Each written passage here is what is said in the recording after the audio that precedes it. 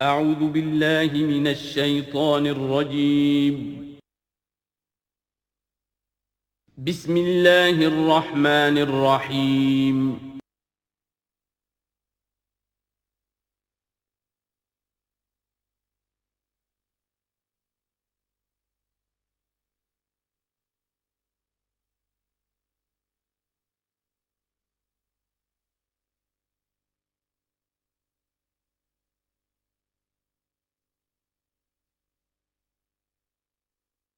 اعوذ باللہ من الشیطان الرجیم بسم اللہ الرحمن الرحیم الذین ينفقون اموالهم باللیل والنہار سرا وعلانیۃ فلہم اجرہم عند ربہم ولا خوف علیہم ولا هم یحزنون الذین یاکلون الربا لا یقومون الا کما یقوم الذی یتخبطہ الشیطان من المس ذلک بانہم قالوا انما البیع مثل الربا واحل اللہ البیع وحرم الربا فمن جاءه موعظة من ربه فانتهى فله ما سلف وأمره إلى الله ومن عاد فأولئك أصحاب النار هم فيها خالدون صدق الله العظيم رب اشرح لي صدري ويسر لي أمري واحلل عقدة من لساني يفقهوا قولي۔ ابھی سورہ مبارکہ کا وہ رکوع ہم پڑھ رہے ہیں کہ جو آج کے حالات میں اہم ترین ہے، اس لیے کہ اس دور میں اللہ کے خلاف بغاوت کی سب سے بڑی شکل تو ہے غیر اللہ کی حاکمیت کا تصور۔ سب سے بڑا شرک یہ ہے، نفسیاتی اعتبار سے سب سے بڑا شرک مادے پر توکل، بتوں سے تجھ کو امید خدا سے نومیدی، مجھے بتا تو صحیح اور کافری کیا ہے۔ لیکن یہ نفسیاتی اور داخلی بات ہے۔ خارجی اور واقعاتی دنیا میں سب سے بڑا شرک اس وقت وہ غیر اللہ کی حاکمیت، جو اب عوامی شکل اختیار کر گئی، عوامی حاکمیت۔ اور اس کے بعد اس وقت کے گناہوں میں، بدعملی میں سب سے بڑا فساد جو ہے وہ سود کی بنیاد پر ہے۔ سب سے بڑا فتنہ، سب سے بڑا فساد دنیا میں جو اس وقت سب سے بڑی شیطنت ہے، جو یہودیوں کے ذریعے سے پورے گلوب کو اپنی گرفت میں لینے کے لیے بےتاب ہے، وہ یہی ہے جو سود کا ہتھ کنڈا ہے، اس کی حرمت۔ یہاں ایک سوال میرے ذہن میں کبھی کبھی پیدا ہوتا تھا کہ یہ جو پہلی آیت ہے اس کا تعلق تو انفاق فی سبیل اللہ کے ساتھ ہے، اسے پچھلے رکوع کے ساتھ شامل ہونا چاہیے تھا، لیکن بعد میں یہ حقیقت مجھ پر منکشف ہوئی کہ بڑی حکمت کے ساتھ اس آیت کو اس رکوع کے ساتھ شامل کیا گیا ہے۔ وہ حکمت میں بعد میں بیان کروں گا۔ الذین ينفقون اموالهم باللیل والنہار، وہ لوگ کہ جو اپنا مال خرچ کرتے رہتے ہیں رات کو بھی دن میں بھی، سرم وعلانیتاً، خفیہ طور پر بھی اعلانیہ بھی، صدقات واجبہ اعلانیہ، صدقات نافلہ خفیہ، انفاق فی سبیل اللہ خفیہ۔ فلہم اجرہم عند ربہم ولا خوف علیہم ولا هم یحزنون، ان کے لیے ان کا اجر محفوظ ہے ان کے رب کے پاس، نہ ان پر کوئی خوف طاری ہوگا اور نہ ہی وہ کسی حزن سے دوچار ہوں گے۔ الذین یاکلون الربا، اب ربا کا مسئلہ شروع ہو رہا ہے، جو سود کھاتے ہیں۔ وجہ کیا ہے؟ اصل مسئلہ ہے اس سرپلس ویلیو کا۔ آپ کا کوئی شغل ہے، آپ کی ملازمت ہے، آپ کما رہے ہیں، آپ کا خرچ پورا ہو رہا ہے، کچھ بچت بھی ہو رہی ہے۔ اب اس بچت کا اصل مصرف کیا ہے؟ یسألونک ماذا ينفقون قل العفو۔ اصل راستہ تو یہ ہے کہ اس کو دے دو اللہ کی راہ میں، یا محتاجوں کو یا اللہ کے دین کو۔ لیکن اب جو سود خورانہ ذہنیت ہے وہ یہ کہ اس بچت کو بھی مزید کمائی کا ذریعہ بناؤ، یہ سود خورانہ ذہنیت ہے۔ لہذا اصل میں سود خوری انفاق کا کی ضد ہے، اور یہ عقدہ مجھ پر کھلا جبکہ القرآن یفسر بعضہ بعضا، اس اصول کے تحت جب سورہ روم کی آیات کا میں نے مطالعہ کیا، وہاں یہی شکل آپ کو نظر آئے گی کہ ان دونوں کو مقابلے میں لایا گیا ہے، اللہ کی رضا جوئی کے لیے انفاق اور ربا، سود پر رقم دینا۔ وما آتیتم من ربا لیربو فی اموال الناس فلا یربو عند اللہ، جو کچھ تم دیتے ہو سود پر کہ وہ بڑھے لوگوں کے مال میں، محنت وہ کر رہا ہے اور آپ اس کی کمائی میں سے آپ وصول کر رہے ہیں اپنے اس سرمائے کی وجہ سے۔ تو یہ گویا کہ آپ کا مال اس کے مال میں اس کی محنت سے بڑھ رہا ہے، الذی ما آتیتم من ربا لیربو فی اموال الناس فلا یربو عند اللہ، اللہ کے ہاں بڑھوتری نہیں ہوتی.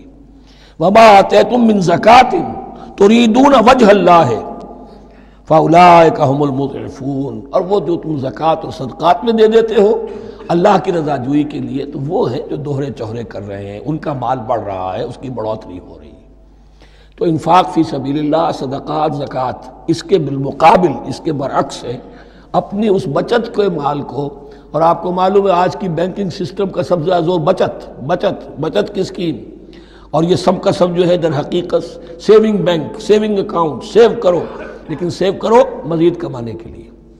سیو جو ہے اس لیے نہیں ہے کہ اپنا پیٹ کاٹو اور غرباء کو دو، اپنا سٹینڈرڈ آف لیونگ کم کرو اور اللہ کے دین کے لیے خرچ کرو، یہ نہیں، بلکہ اس لیے کہ وہ جو تم بچاؤ وہ ہمیں دو، تاکہ وہ ہم سود پر زیادہ رقم، زیادہ شرح سود پر دوسروں کو دے اور تھوڑا شرح سود تمہیں دے دے.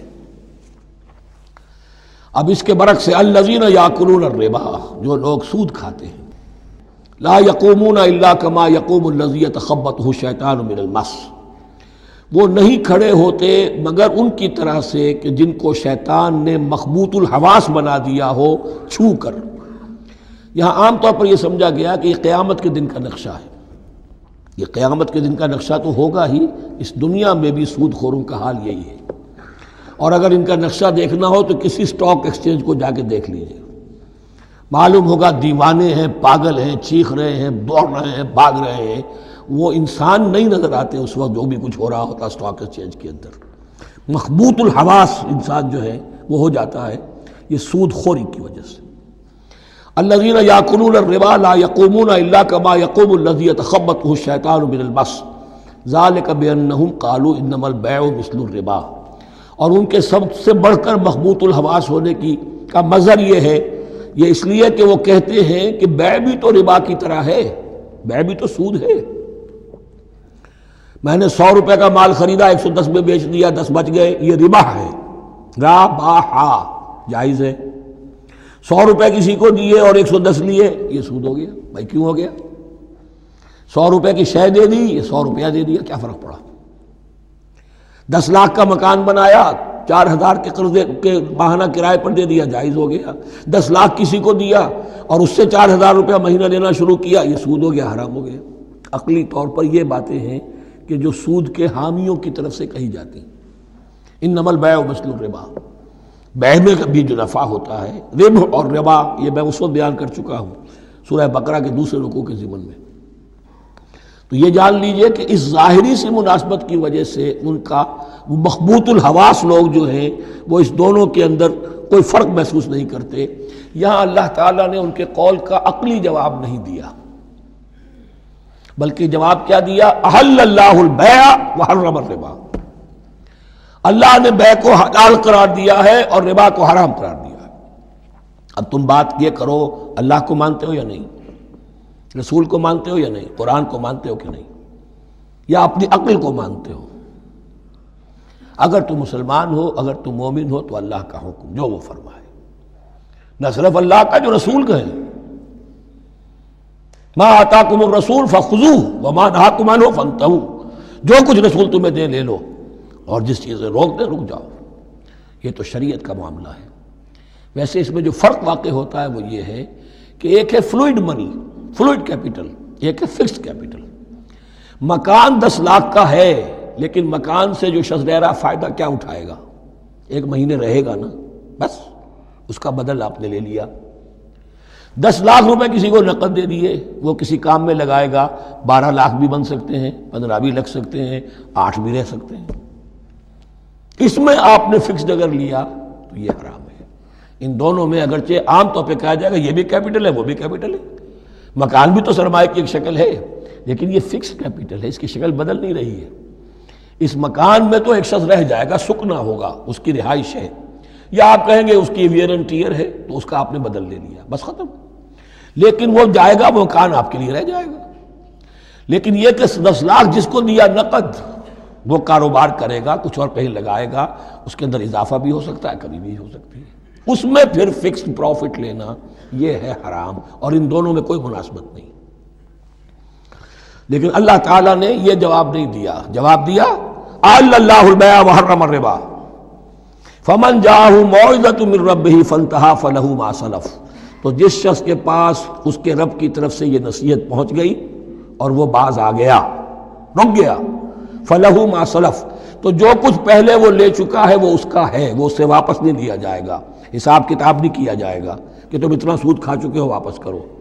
لیکن اس کا یہ مطلب بھی نہیں کہ اس کا کوئی گناہ ان پر نہیں ہوگا، وَأَمْرُهُ إِلَى اللَّهِ، اللہ کے حوالے رہے گا، معلق رہے گا، اللہ چاہے گا تو معاف بھی کر دے گا اور اللہ چاہے گا تو پچھلے سود کے اوپر بھی اس کی سرزنش ہوگی۔ أَمْرُهُ إِلَى اللَّهِ وَمَنْ عَادَ، لیکن اس نصیحت کے آنے کے بعد بھی جس نے دوبارہ یہ حرکت کی فَأُولَٰئِكَ أَصْحَابُ النَّارِ هُمْ فِيهَا خَالِدُونَ، تو یہ جہنمی ہے اور اس میں ہمیشہ ہمیشہ رہیں گے۔ يَمْحَقُ اللَّهُ الرِّبَا وَيُرْبِي الصَّدَقَاتِ، اللہ تعالیٰ ربا کو مٹاتا ہے، دباتا ہے۔ اور ہمارے زمانے میں شیخ محمود احمد مرحوم نے ایک کتاب لکھی ہے مین اینڈ منی، اس میں ثابت کیا ہے جہاں جو یہ سود کا معاملہ چلتا ہے تین چیزیں ساتھ ساتھ بڑھتی چلی جاتی ہیں، جتنا سود بڑھے گا ان امپلائمنٹ بڑھے گی، انفلیشن بڑھے گی، نتیجے میں انٹرسٹ ریٹ بڑھے گا، جیسے انٹرسٹ ریٹ بڑھے گا ان امپلائمنٹ مزید ہوگی، انفلیشن زیادہ ہوگی، اٹس اے ویشس سرکل، اور اسی کے نتیجے میں تباہی ہو جاتی ہے، چھپی رہتی ہے وہ تباہی۔ وہ تو ایک ہی وقت میں بینک کرپٹ ہوگا، کوئی بینک، بڑے بڑے بینک جو ہیں دیوالے نکلیں گے، ابھی جو کوریا کا حشر ہو رہا ہے اور جو اس سے پہلے روس کا ہو چکا ہے، یہ سارا جو ہے یہ یوں سمجھیے شیش محل کی طرح ہے، اس میں تو ایک پتھر پڑے گا تو ٹکڑے ہو جائیں گے۔ وَمَنْ عَادَ فَأُولَٰئِكَ أَصْحَابُ النَّارِ هُمْ فِيهَا خَالِدُونَ يَمْحَقُ اللَّهُ الرِّبَا وَيُرْبِي الصَّدَقَاتِ، اللہ تعالیٰ پالتا ہے، صدقات کو پالتا ہے، بڑھاتا ہے اللہ کے ہاں۔ وہ آیت میں سنا چکا ہوں آپ کو، سورہ روم کی 39ویں آیت ہے یہ، وَمَا آتَيْتُم مِّن رِّبًا لِّيَرْبُوَ فِي أَمْوَالِ النَّاسِ فَلَا يَرْبُو عِندَ اللَّهِ وَمَا آتَيْتُم مِّن زَكَاةٍ تُرِيدُونَ وَجْهَ اللَّهِ فَأُولَٰئِكَ هُمُ الْمُضْعِفُونَ واللہ لا یحب کل کفار اثیم، اور اللہ کو ہرگز پسند نہیں ہے وہ سب کہ جو ناشکرے ہیں اور گناہ گار ہیں۔ ان الذین آمنوا وعملوا الصالحات واقاموا الصلاة وآتوا الزکاة لہم اجرہم عند ربہم ولا خوف علیہم ولا هم یحزنون، ہاں جو لوگ ایمان لائیں اور نیک عمل کریں، نیک عمل میں ظاہر بات ہے جو شے حرام ہے اس کا چھوڑ دینا بھی لازم ہے، اور نماز قائم رکھیں، زکوٰۃ ادا کریں، ان کے لیے ان کا اجر محفوظ ہے ان کے رب کے پاس، ولا خوف علیہم ولا هم یحزنون۔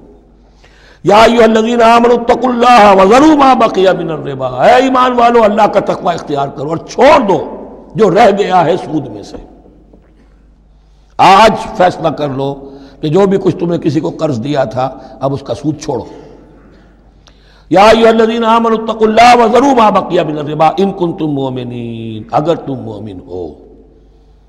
فَإِن لَمْ تَفْعَلُوا، اور اگر تم نے ایسا نہ کیا، باز نہ آئے، فَاذَنُوا، تو کان کھول کر سن لو، بِحَرْبٍ مِّنَ اللَّهِ وَرَسُولِهِ، اللہ اور اس کے رسول کی طرف سے اعلان جنگ۔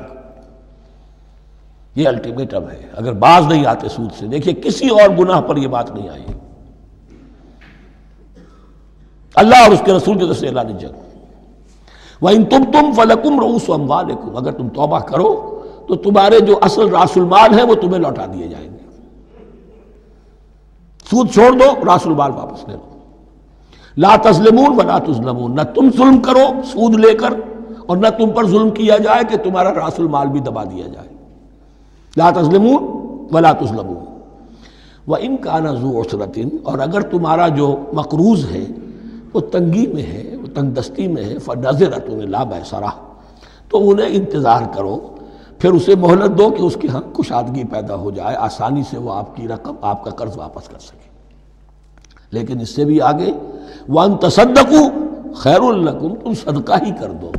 تمہارا بھائی غریب تھا، اس کو تم نے قرض دیا تھا، کچھ سود لے کر کھا بھی چکے ہو، اب جو ہے سود، اب تو باقی سود کو تو چھوڑا ہی ہے، اگر وہ راس المال بھی بخش دو اس کو، یہ انفاق ہو جائے گا، یہ قرض حسنہ اللہ کو ہو جائے گا، یہ تمہارا جو ہے ذخیرہ آخرت بن جائے گا۔ تو یوں سمجھیے کہ جو بھی جو ہے جس کو سرپلس ویلیو میں نے کہا تھا اسلامی معیشت کے اندر، جو بچت ہے آپ کی، اس بچت کا سب سے اونچا مصرف کیا ہے؟ صدقہ دے دو، انفاق کر دو۔ اس سے کم تر کیا ہے؟ قرض حسنہ، قرض دے دو کسی کو تاکہ وہ اپنی ضرورت چلا لے، اس کا کاروبار رکا ہوا تھا وہ چل پڑے گا اور تمہیں پھر وہ اپنی اصل رقم واپس کر دے گا. یہ قرض حسنہ اس سے کم تر درجہ ہے. تیسرا درجہ ایک اور بھی ہے جو جائز تو ہے مکروہ، پسندیدہ نہیں ہے. تم زیادہ ہی خسیس ہو، چلو مزاربت پر دے دو، اور مزاربت یہ ہے کہ رقم تمہاری کام وہ کرے گا. اگر بچت ہو جائے تو تم بھی لے لینا، اگر نقصان ہو جائے تو کوئی تاوان نہیں لے سکتے اس سے. یہ ہے مزاربت. اس کے بعد اگر تم کہو کہ میں دے رہا ہوں، مجھے اتنے % تو بہرحال تم نے دینا ہی دینا ہے، اس سے بڑھ کر حرام شے کوئی نہیں.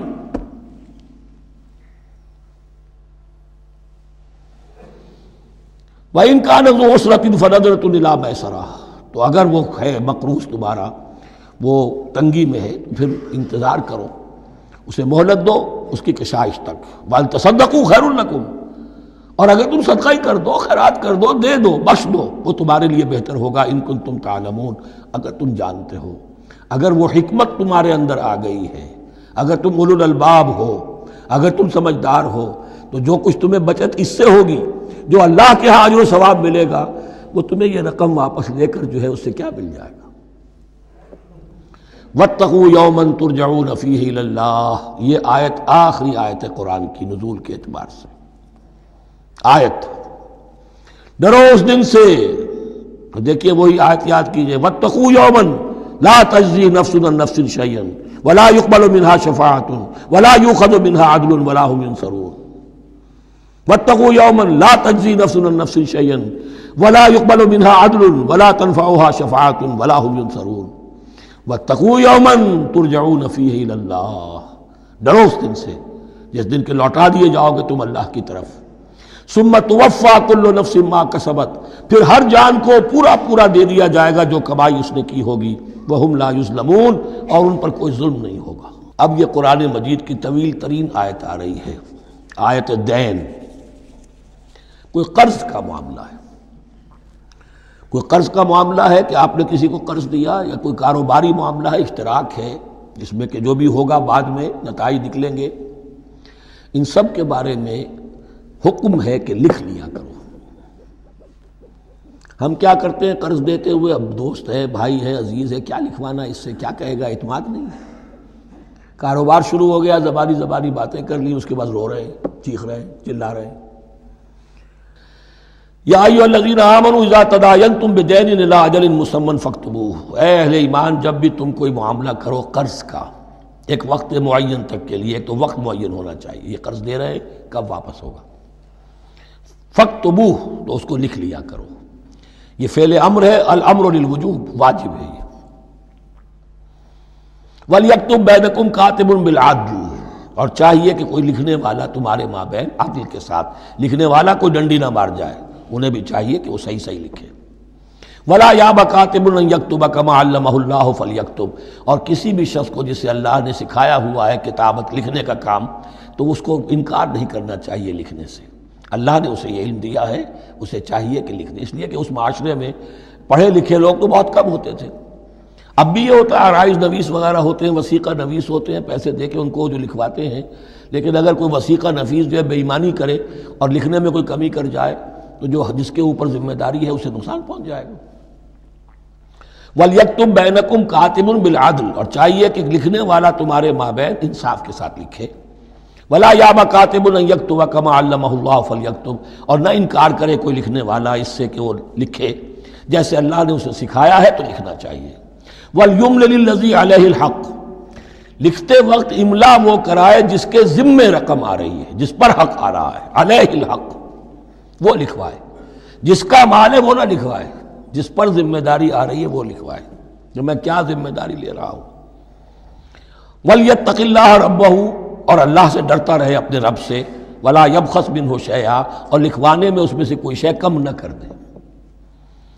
فَإِنْ كَانَ الَّذِي عَلَيْهِ الْحَقُّ سَفِيًّا، اب اگر وہ جو مقروض ہے، جو قرض لے رہا ہے، جس کے ذمے کوئی ذمہ داری آ رہی ہے، وہ ناسمجھ ہے یا بوڑھا ہے، ضعیف ہے، اور لا يستطيع ان يمل، یا اس کے اندر یہ اتنی صلاحیت نہیں ہے کہ املا کرا سکے، یہاں املا کے معنی میں ہے. ہوا فلیملل ولیہ بالعدل، تو اگر وہ نہیں املا کرا سکتا تو اس کا کوئی ولی ہو، اس کا کوئی وکیل ہو، اس کا کوئی اٹارنی ہو، وہ اس کی طرف سے اس کو لکھوائے۔ واستشہدوا شہیدین من رجالکم، یہ ایک ہی آیت چل رہی ہے ابھی، پورے رکوع کے اوپر ایک آیت پھیلی ہوئی ہے، سوائے آخر میں تھوڑا سا حصہ دوسری آیت آئے گی۔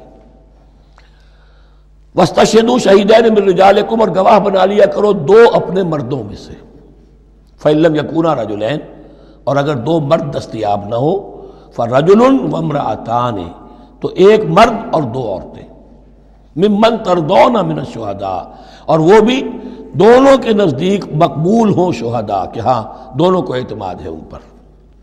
اب یہ جو سوال آ گیا کہ ایک مرد کی جگہ دو عورتیں، دو مرد یا پھر ایک مرد کا ہونا تو لازم ہو گیا، محض عورت کی گواہی نہیں چلے گی، لیکن اس کا آیا مسئلہ ہر قسم کے معاملے کا ہے یا قرض اور مالی معاملات میں وثیقہ نویسی کا، یہ ایک علیحدہ مسئلہ ہے، یہ تو باتیں پھر فقہا کے ہاں تفصیل سے ملتی ہیں، لیکن یہ مسئلہ موجود ہے کہ دو مرد، اور اگر دو مرد دستیاب نہ ہو تو ایک مرد اور دو عورتیں، تو سوال تو پیدا ہو گیا کہ کیا عورت کی گواہی عادی ہے؟ ان تضل احداہما فتذکر احداہما الاخری، مبادا ان میں سے کوئی ایک بھول جائے تو یاد کرا دے دوسری۔ عقلی سوال پیدا ہو گیا، کیا مرد نہیں بھول سکتا؟ کیا جواب ہے اس کا؟ جواب یہ ہے کہ واقعتاً اللہ تعالیٰ نے عورت کے اندر نسیان کا مادہ زیادہ رکھا ہے۔ الا یعلم من خلق وہو اللطیف الخبیر، کیا وہی نہ جانے گا جس نے پیدا کیا ہے؟ اس نے پیدا کیا ہے، وہ جانتا ہے۔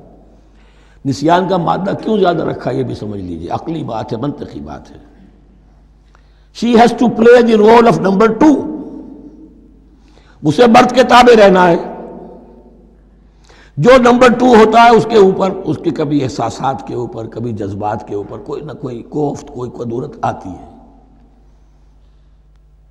اور اس میں اللہ تعالیٰ نے ان کا سیفٹی والو رکھا ہوا، بھول جانا، اگر بھولنا نہ ہو، یاد ماضی عذاب ہے یا رب، چھین لے مجھ سے حافظہ میرا، یہ نسیان جو ہے یہ بھی ایک بہت بڑی نعمت ہے، ورنہ تو کوئی صدمہ دل سے اترے ہی نہ، کوئی غصہ کبھی ختم ہوئی نہ، تو بھولنے کا معاملہ یہ سیفٹی ویلو اللہ نے عورت میں زیادہ رکھا ہے، اس لیے کہ اسے مرد کے تابع ہو کر رہنا ہے، اور جب تابع ہو کر رہنا ہے تو اسے زیادہ اس کے احساسات پہ، جذبات پر زیادہ مواقع آئیں گے کہ اس کو کچھ زک پہنچے، اس کے لیے یہ سیفٹی ویلو کے نسیان ہے، یہ زیادہ رکھ دیا گیا ہے۔ ان تضل احداہما فتذکر احداہما الاخری، اب یہ کہ اگر یہ بات سمجھ میں نہ آتی تب بھی اللہ کا حکم ہے ماننا ہے، اگر فسک کیپٹل اور فلوئڈ کیپٹل کا فرق سمجھ میں نہیں آتا تب بھی بیع حلال ہے، ربا حرام ہے، اللہ خیر صلی اللہ احل اللہ البیع وحرم الربا، لیکن اگر حکمت سمجھ میں آ جائے تو نور علی نور۔ ولا یأبى الشہداء اذا ما دعوا، اور نہ انکار کریں گواہ جب کہ ان کو بلایا جائے، اب گواہی کے لیے بلایا جائے تو گواہ نہیں آ رہے، نخرہ کر رہے، نہیں، ان کو آنا چاہیے۔ جو اللہ کی کوئی گواہی جو ہے اگر چھپائی ہے تو بہت بڑا ظلم ہے۔ ولا تسأموا، اور اس سے تھکو مت، کسل مت کرو، سستی مت کرو، ان تکتبوہ، کہ تم لکھو اسے، صغیراً اور کبیراً، چاہے چھوٹا معاملہ ہو چاہے بڑا ہو، الی اجلہ، وقت معین کے لیے، اتنا قرض دے رہا ہوں، اتنے وقت میں آپ نے مجھے لوٹانا ہے، اس کے بعد آپ بڑھا سکتے ہیں، آپ دیکھ سکتے ہیں، اسے مزید مہلت دے سکتے ہیں، ایسے ہی حالات ہیں تو آپ معاف بھی کر سکتے ہیں، لیکن یہ کہ جب لکھنا ہے، حکم دیا جا رہا ہے تو اس میں اجل معین ہو، الی اجلہ، اور اس میں چھوٹے بڑے کی تفریق نہ کرو، چاہے چھوٹا مسئلہ ہو بڑا لکھ لو، ذالکم اقسط عند اللہ، یہ اللہ کے نزدیک بھی زیادہ مبنی بر انصاف ہے، واقوم للشہادہ، اور گواہی کے لیے زیادہ قوی ہوگا اور زیادہ درست ہوگا، لکھی ہوئی شے ہوگی تو اب معاملہ جو ہے بہت واضح رہے گا، ورنہ زبانی یادداشت کے اندر کہیں کہیں جو ہے تعبیر ہی میں فرق ہو جاتا۔ وعدنا اللہ ترتابو، اور یہ اس کے بہت قریب ہے کہ تم بھولو گے نہیں، الا ان تکون تجارۃ حاضرۃ تدیرونھا، الا یہ کہ کوئی لین دین ہو، تجارت ہو جو حاضر ہوتی ہے دست بدست، آپ نے سودا دیا، اس نے پیسے دے دیے، اب کیش میں وہ دے دیجئے یا آپ دینا چاہیں تو، ورنہ یہ شریعت میں لازم نہیں ہے۔ اگر ایسا دست بدست کا معاملہ ہے تو پھر یہ ہے کہ وہ تو ہو گیا ایکسچینج، وہ مال جو ہے دکاندار نے مال دیا، آپ نے پیسے دے دیے، اس کے لکھنے کی ضرورت نہیں ہے۔ الا ان تکون تجارۃ حاضرۃ تدیرونھا بینکم، تو اگر وہ تجارت ہو کہ نقد تمہاری چلتی ہے، آپس میں لین دین ہو رہا ہے، فلیس علیکم جناح الا تکتبوھا، تو کوئی حرج نہیں ہے تم پر کہ اسے نہ لکھو۔ واشہدوا اذا تبایعتم، اور گواہ بنا لیا کرو جب کوئی مستقبل کا سودا کرو۔ یہ بیع سلم جو ہوتی ہے یہ مستقبل کا سودا ہے، قرض کا سودا ہے۔ بیع سلم بھی ایک طرح کا قرض ہے۔ آج آپ طے کرتے ہیں کسی شخص سے، کسی کاشتکار سے، زمیندار سے کہ اگلا موسم جو آئے گا فصل کا، گیہوں کی فصل کا، تو اتنے روپے من کے حساب سے 500 من گندم میں آپ سے لوں گا۔ یہ بیع سلم کہلاتی ہے، اور اس میں لازم ہے کہ پوری قیمت ابھی ادا کر دیں۔ لیکن اس میں بھی کہ اس وقت آپ کو اتنی گندم دینی ہے، اس کو لکھوا لو اور اس پر 2 گواہ بنا لو۔ واشہدوا اذا تبایعتم ولا یضار کاتب ولا شہید، اور نہ نقصان پہنچایا جائے کسی لکھنے والے کو یا گواہ کو، اور نہ نقصان پہنچائے کوئی لکھنے والا یا گواہ۔ یہ یضار دونوں کے لیے آ جائے گا، یہ معروف بھی ہے اور مجرور بھی ہے۔ نہ ضرر پہنچایا جائے اور نہ ضرر پہنچائے، نہ کوئی کاتب اور نہ کوئی شہید گواہ۔ وَإِن تَفْعَلُوا، اگر تم ایسا کرو گے، نقصان پہنچاؤ گے، فَإِنَّهُ فُسُوقٌ بِكُمْ، تو یہ تمہارے لیے بہت بڑے گناہ کی بات ہوگی۔ وَاتَّقُوا اللَّهَ، اللہ سے ڈرو، وَيُعَلِّمُكُمُ اللَّهُ، اللہ تمہیں تعلیم دے رہا ہے، وَاللَّهُ بِكُلِّ شَيْءٍ عَلِيمٌ، اللہ ہر چیز کا علم رکھنے والا ہے۔ یہ ایک آیت ہوئی ہے، آخری پارے کی میرا خیال ہے 4 5 6 صورتیں جمع کر لیں تو جا کر یہ ایک آیت کا حجم برابر ہوگا۔ جو میں نے کہا تھا کہ آیات کی تعیین توقیفی ہے، یہ ہمارے حساب کتاب سے، گرامر سے، منطق سے، علم بیان سے کسی سے کوئی تعلق نہیں اس کا۔ وَإِن كُنتُمْ عَلَىٰ سَفَرٍ، اور اگر تم سفر پر ہو، وَلَمْ تَجِدُوا كَاتِبًا، اب وہاں کوئی لین دین کا معاملہ ہو گیا، قرض کا ہو گیا، کاتب کوئی ہے نہیں، فَرِحَانٌ مَقْبُوضَةٌ، تو کوئی گروی شے رکھ لو قبضے میں، فلاں شے آپ کے قبضے میں رہے گی، آپ اتنے پیسے مجھے دے دیجئے، میں جب یہ واپس کر دوں گا اپنی چیزیں آپ میری چیز مجھے لوٹا دیجیے گا۔ یہ رہن ہے مقبوضہ، لیکن رہن سے کوئی فائدہ اٹھانے کی اجازت نہیں، وہ سود ہو جائے گا۔ اگر مکان رہن رکھا گیا ہے، قبضہ تو ہوگا اس کا، لیکن یہ کہ وہ اس کا کرایہ نہیں لے سکتا، کرایہ مالک کو جائے گا، اس سے کوئی استفادہ نہیں کر سکتا اس مال سے۔ رہان مقبوضہ۔ فَإِنْ أَمِنَ بَعْضُكُمْ بَعْضًا، پھر اگر کوئی شخص اب اطمینان کرتا ہے اور اعتبار کرتا ہے تم میں سے بعض کسی بعض کا، فَلْيُؤَدِّ الَّذِي اؤْتُمِنَ أَمَانَتَهُ، تو اب چاہیے اس شخص کو کہ جس کے اوپر یہ امانت آئی ہے، اگرچہ اس کے پاس رہن دینے کو کچھ نہیں تھا، یا یہ کہ دوسرے بھائی نے اس پر اعتماد کیا اور اس کی وجہ سے کوئی شے رہن نہیں لی، تو اب اس سے کوئی غلط فائدہ نہ اٹھائے، وہ گویا کہ اس کے پاس جو اس نے قرض لیا امانت ہے، اس کے پاس وہ امین بنایا گیا ہے۔ فَلْيُؤَدِّ الَّذِي اؤْتُمِنَ أَمَانَتَهُ، کہ اپنی امانت واپس لوٹائے، وَلْيَتَّقِ اللَّهَ رَبَّهُ، اور ڈرے اللہ سے جو اس کا رب ہے۔ وَلَا تَكْتُمُوا الشَّهَادَةَ، اور دیکھو گواہی کو چھپایا نہ کرو، وَمَن يَكْتُمْهَا فَإِنَّهُ آثِمٌ قَلْبُهُ، اور جو کوئی گواہی کو چھپائے گا تو اس کا دل گناہ میں مبتلا ہو جائے گا، دل داغدار ہو گیا تو رہ کیا گیا۔ وَاللَّهُ بِمَا تَعْمَلُونَ عَلِيمٌ، اور جو کچھ تم کر رہے ہو اللہ اسے جانتا ہے۔ اللہ کے فضل و کرم سے آخری رکوع پر ہم پہنچ گئے، اور یہ بڑا ایک یوں سمجھئے 3 آیتوں پر مشتمل رکوع ہے، جیسے کہ وہ رکوع جو ہم نے پڑھا تھا جس میں آیت الکرسی 4 آیتیں ہیں وہ، اور یوں کہا جا سکتا ہے کہ یہ 2 رکوع ایک دوسرے کے بالکل بالمقابل ہیں اپنی عظمت میں اور مقام میں۔ آیت الکرسی کی جگہ یہاں ایک دعا کی آیت ہے، جامع ترین دعا جو آئے گی آخری آیت میں، للہ ما فی السماوات و ما فی الارض۔ اکثر و بیشتر آپ دیکھیں گے سورتوں کے اختتام پر یہ الفاظ پھر آتے ہیں، اللہ ہی کا ہے جو کچھ بھی ہے آسمانوں اور زمین میں۔ وَإِن تُبْدُوا مَا فِي أَنفُسِكُمْ أَوْ تُخْفُوهُ، اور جو کچھ تمہارے دلوں میں ہے خواہ تم اسے ظاہر کرو خواہ چھپاؤ، یحاسبکم بہ اللہ، اللہ تم سے محاسبہ کر لے گا، تمہاری نیتیں اس کے علم میں ہیں۔ ان اللہ لا ينظر الى صورکم ولا الى اموالکم ولکن ينظر الى قلوبکم واعمالکم، اللہ تمہاری صورتوں کو نہیں دیکھتا، تمہارے مال و دولت کو نہیں دیکھتا، تمہارے دل کو دیکھتا ہے۔ تمہارے اعمال کو دیکھتا ہے۔ تو دل میں جو کچھ ہے خواہ کتنا ہی چھپا لو، اللہ کے محاسبے سے نہیں بچو گے۔ فَيَغْفِرُ لِمَن يَشَاءُ وَيُعَذِّبُ مَن يَشَاءُ، پھر وہ بخش دے گا جس کو چاہے گا اور عذاب دے گا جس کو چاہے گا۔ اختیار مطلق اللہ کے ہاتھ میں ہے۔ ہمارے ہاں اہل سنت کا عقیدہ یہی ہے، اللہ پر لازم نہیں ہے کہ وہ نیکوکار کو اس کا جزا ضرور دے اور بدکار کو اس کی سزا ضرور دے۔ اللہ کرے گا ایسا، یہ دوسری بات ہے، لیکن اللہ کی شان اس سے بہت اعلیٰ اور عرفہ ہے کہ اس پر کسی شے کو لازم قرار دیا جائے۔ اس کا اختیار مطلق ہے، مطلق ہے۔ یفعل اللہ ما یرید، یفعل اللہ ما یشاء۔ اہل تشیع کا کہنا یہ ہے کہ اللہ پر عدل واجب ہے۔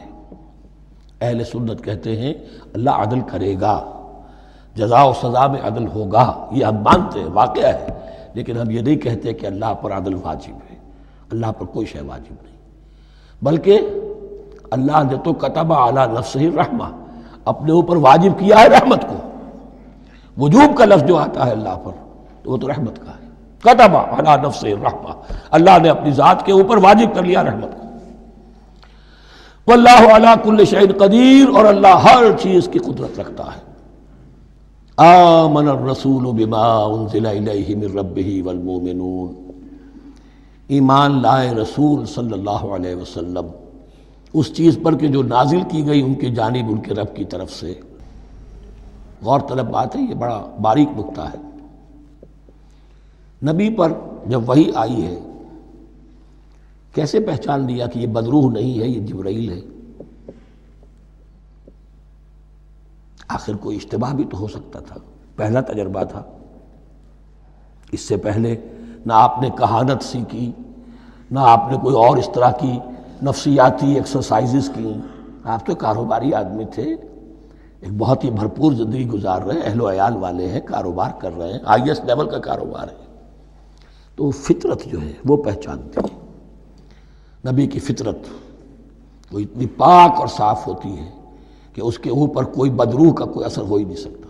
بہرحال ہمارے لیے بڑی تسکین کی بات ہے کہ اللہ تعالیٰ نے رسول کے ایمان کے تذکرے کے ساتھ ہمارے ایمان کا تذکرہ کیا۔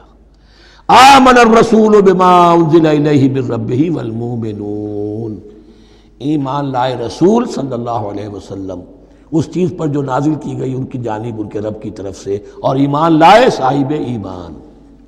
اللہم ربنا اجعلنا منہم، اللہم ربنا اجعلنا منہم۔ کل آمن باللہ وملائکتہ وکتبہ ورسلہ، یہ دوسرا مقام ہے سورہ بقرہ کے اندر جس میں ایمان کے جو اجزاء ہیں ان کو گنا گیا ہے۔ کچھ یاد ہے آیت البر؟ لیس البر ان تولوا وجوہکم قبل المشرق والمغرب ولکن البر من آمن باللہ والیوم الآخر والملائکۃ والکتاب والنبیین۔ یہاں بھی اسی طرح ہے، کل آمن باللہ وملائکتہ وکتبہ ورسلہ لا نفرق بین احد من رسلہ۔ اور یہ تیسری مرتبہ بات آ گئی ہے کہ رسولوں کے درمیان کوئی تفریق نہیں کی جائے گی۔ کہاں؟ پہلے تو آیا تھا 16ویں رکوع میں، لا نفرق بین احد منہم ونحن له مسلمون، اور اس سے بھی پہلے آیا تھا والذین یؤمنون بما انزل الیک وما انزل من قبلک، وہ لوگ جو ایمان رکھتے ہیں اس پر بھی جو ہے نبی آپ پر نازل کیا گیا اور اس پر بھی جو آپ سے پہلے نازل کیا گیا۔ لا نفرق بین احد من رسلہ، ہم اس کے رسولوں میں سے کسی کے مابین کوئی تفریق نہیں کرتے۔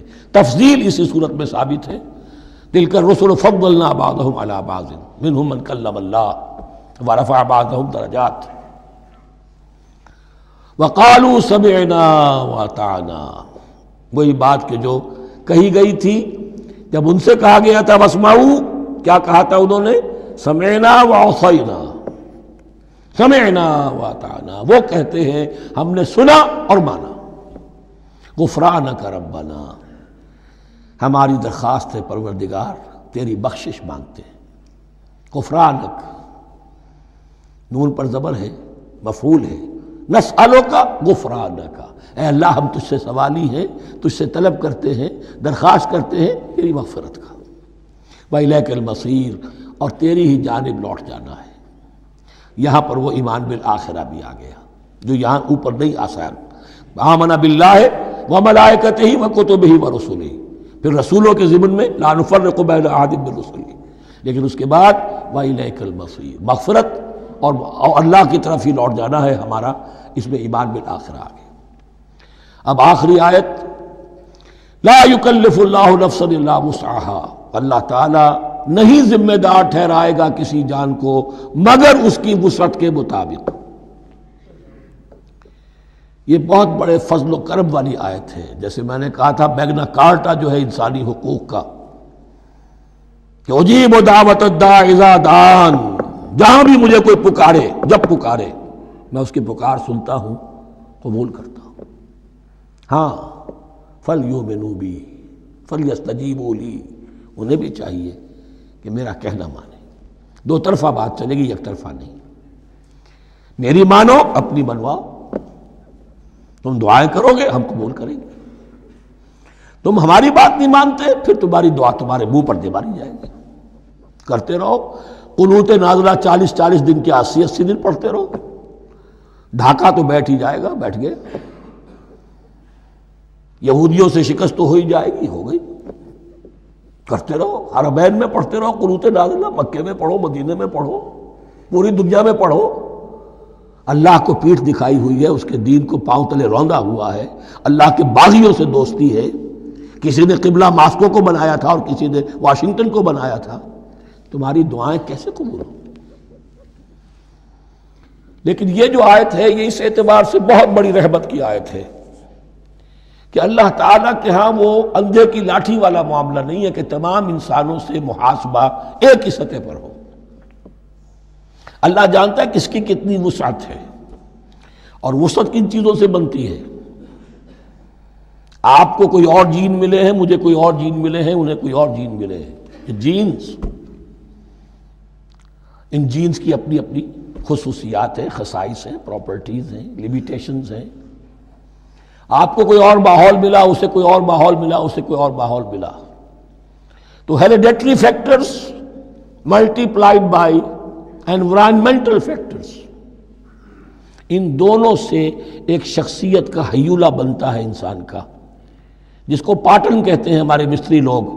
جب لوہے کا کوئی شے جو ہے ڈھالنی ہے تو اس کے لیے پہلے مٹی کا یا لکڑی کا ایک پیٹرن بناتے ہیں، انگریزی میں پیٹرن ہے، وہ پیٹرن کہتے ہیں ہمارے مستری لوگ۔ اب آپ لوہا جو ہے اس کو جب اسے کر لیں گے، مائع بنا لیں گے، گلا لیں گے، پھر اس میں ڈالیں گے، وہی شکل ہو جائے گی۔ یہ شاکلہ ہے ہر انسان کا جو بن جاتا ہے۔ قُلْ كُلٌّ يَعْمَلُ عَلَى شَاكِلَتِهِ فَرَبُّكُمْ أَعْلَمُ بِمَنْ هُوَ أَهْدَىٰ سَبِيلًا۔ اس شاکلہ کے اندر اندر آپ کو محنت کرنی ہے۔ اللہ جانتا ہے کس کا شاکلہ وسیع تھا، کس کا شاکلہ تنگ تھا، کس کے جینز اعلیٰ تھے، کس کے جینز ادنا تھے، کس کے ہاں ذہانت زیادہ تھی، کس کے ہاں جسمانی قوت زیادہ تھی۔ جو بھی کچھ اس نے دیا ہے، جس کو وہاں ہم نے رکھا اس کو وہاں رکھا، اس نے وہاں تعلیم پائی، اس نے یہاں تعلیم پائی، جو بھی انوائرمنٹل فیکٹرز آئے ہیں، جو بھی جینیٹک فیکٹرز آئے ہیں، سب اللہ کے علم میں ہے۔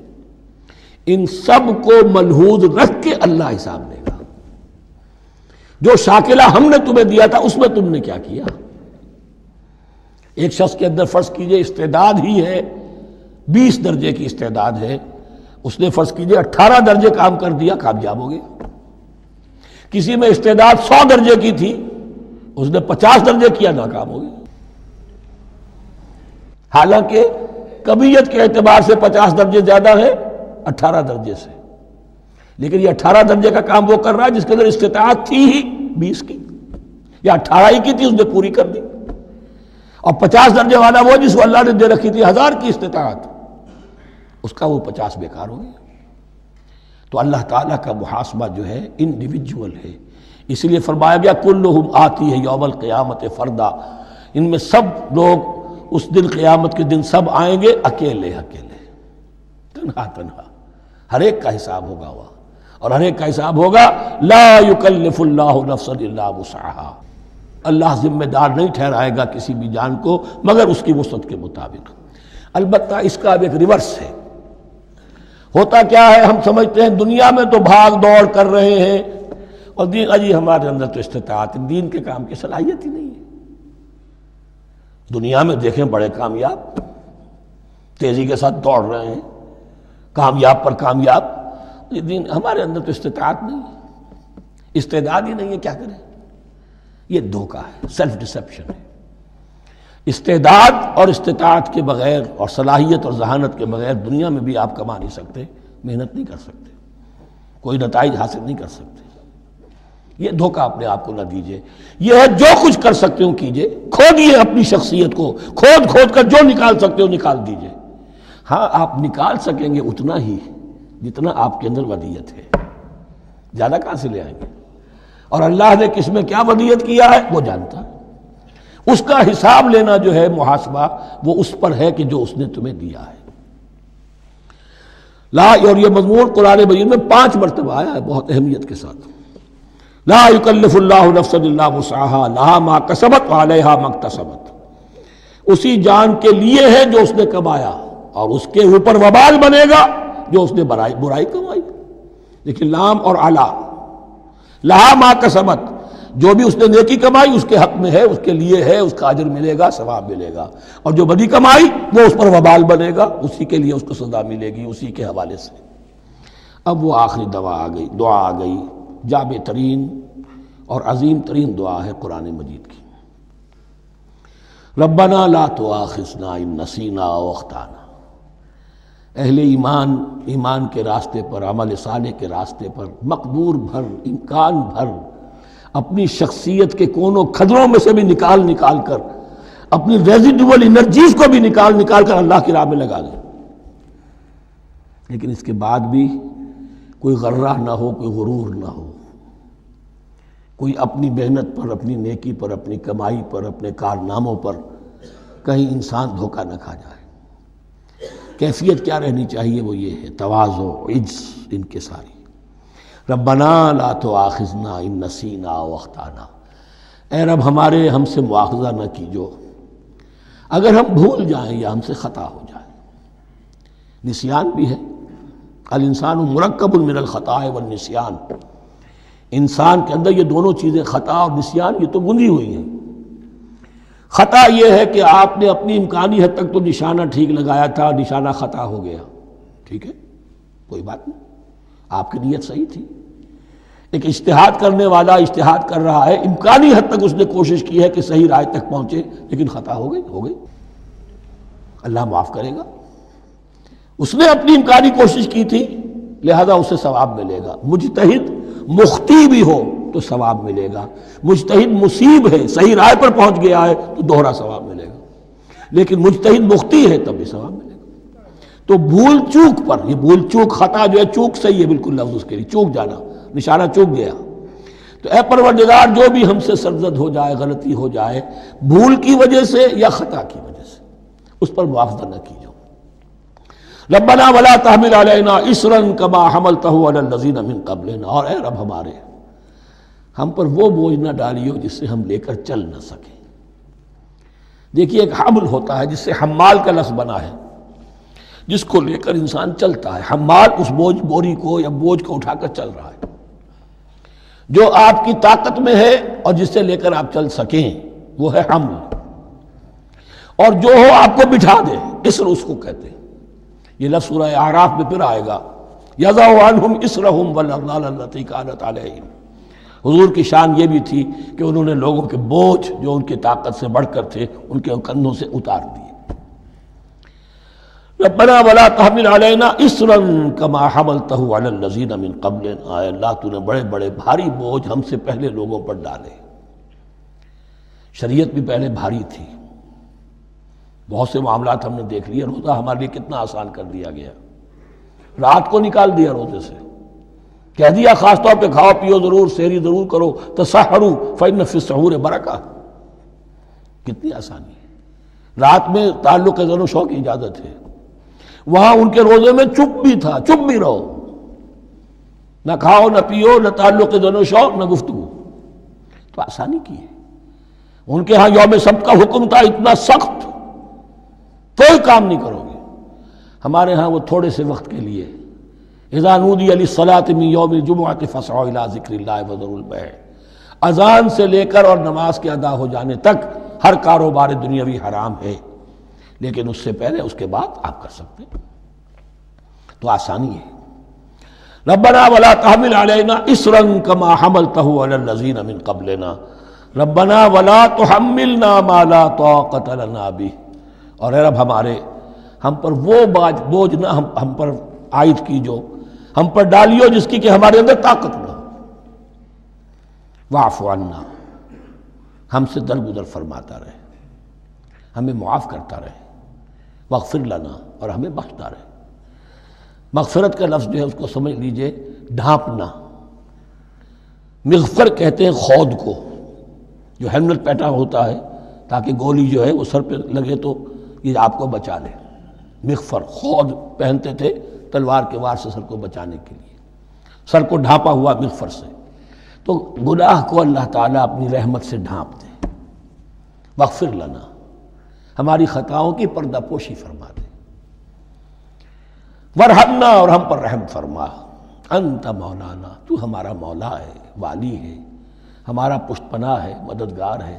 اللہ ولی الذین آمنوا یخرجہم من الظلمات الی النور فانصرنا علی القوم الکافرین، پس ہماری مدد فرما کافروں کے مقابلے میں۔ انہی الفاظ پر وہ دعا ختم ہوئی تھی جو طالوت کے ساتھیوں نے کی تھی علیہ الصلوۃ والسلام۔ اصل میں یہ دعا اب تلقین کی جا رہی ہے، مرحلہ سخت آ رہا ہے، مرحلہ سخت ہے اور جان عزیز، تاب لاتے ہی بنے گی غالب۔ اب وہ مرحلہ آ رہا ہے، اس کے لیے تیار ہو جاؤ۔ یہ سارا حصہ جو ہے در حقیقت یہ تمہید ہے غزوہ بدر کی۔ بارک اللہ لی ولکم فی القرآن العظیم ونفعنی وإیاکم بالآیات والذکر الحکیم۔